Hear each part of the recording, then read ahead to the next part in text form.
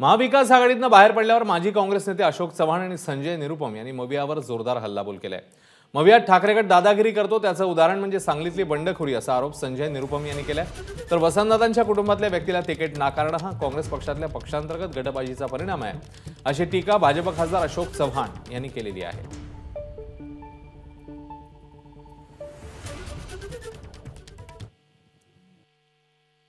48 के 10% seat भी उनको नहीं मिले। एक दूसरी बात यह है कि महाविकास आघाड़ी में जिस प्रकार से उम्मीदवार तय किए गए वह जोर जबरदस्ती से किया गया। सभी पक्षों ने एक दूसरे की सीट खींचने के चक्कर में, छीनने के चक्कर में एक दूसरे का दिल दुखाया।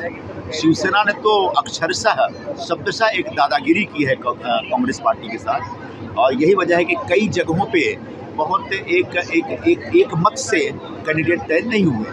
उसका नतीजा चुनाव के दरमियान दिखेगा जब ये एक दूसरे के खिलाफ काम करेंगे। अब दादांचा मतदारसंघ राहिलेला आहे, देशामधले एका मातबर नेत्याचा मतदारसंघ राहिलेला आहे।